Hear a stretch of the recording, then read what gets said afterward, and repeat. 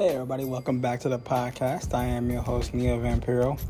I haven't been on here for quite a long time because I've been busy streaming.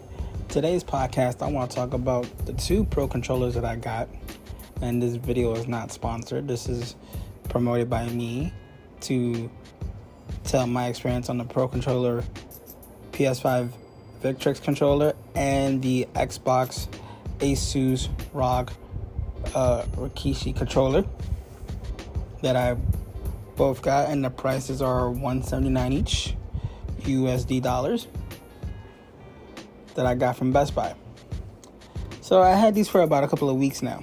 For those that are watching me on my social media, I just posted the pictures up. Let me tell you the PS5 Victrix controller first. Offhand, I gotta say, I love the way the controller feels. It's lightweight for being $179, but you know, my hands are kind of big, but it fits really good in my hands with the controllers, and the configuration that it comes with out of the box is a more of an Xbox style feel, which for me, that's great.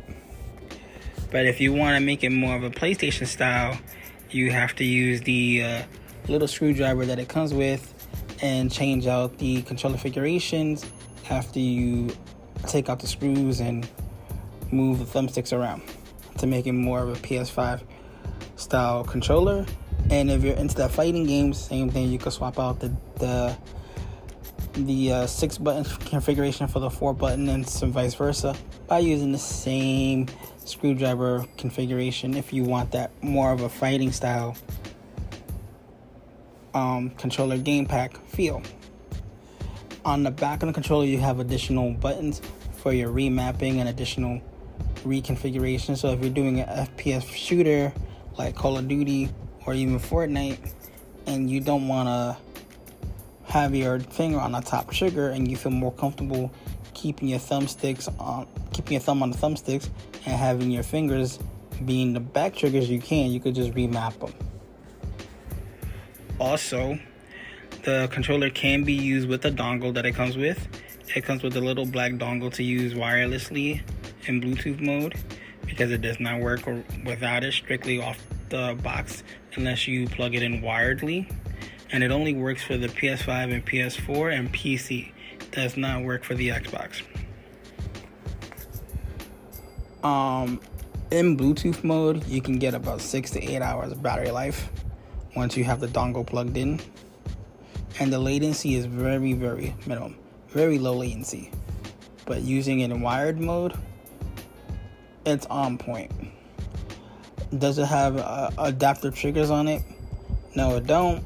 But you can eliminate the dead zones and tighten your feels on the buttons on how you want your buttons to be by, like I mentioned, remapping or using the Victrix Controller Center to take out your dead zones and figure how trigger happy you want to be with the trigger snaps or with the thumbsticks. If you want to go concave or convex, you can swap them out too.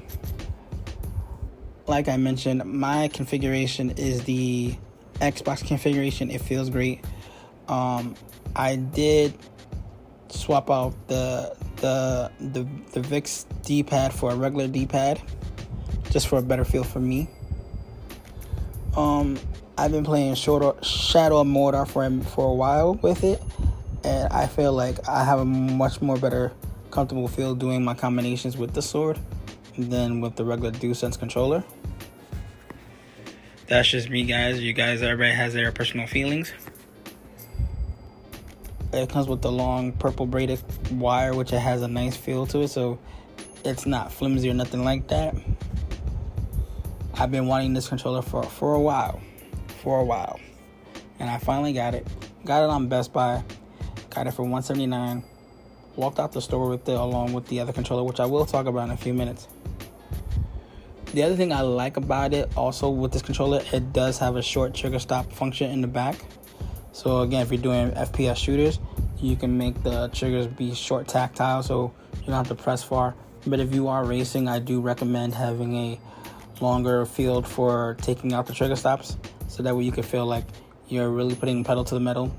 And by using the app controller on the computer, you can configure the controller to have more of a response of how you want the wheels to feel with the engine that way. But definitely a good controller, and I'm not really big on pro controllers like that for the PlayStation side. The last time I did a pro controller was for the Wolverine PS4 Tournament Edition, the Razer Raichu, which I have 2 other additional Razer controllers, Wolverine 1 and 2 for the Xbox only. So this is like my first serious PS5 Pro controller that I happened to like at launch, and I just had to get it for myself, and it feels good. Yes, the rubber on the bottom of the controller does feel nice with its grips. The plastic is, I don't want to say cheap, but it's not that super premium plastic, so it is lightweight. It's not heavy when you pick it up.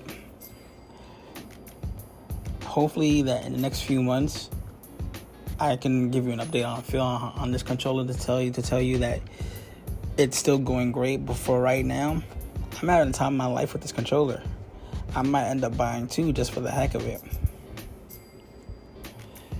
In my next episode, I will be talking about the Xbox version in my next episode right after this. But guys, I do recommend the Victrix controller for those that want to have more of a pro feel.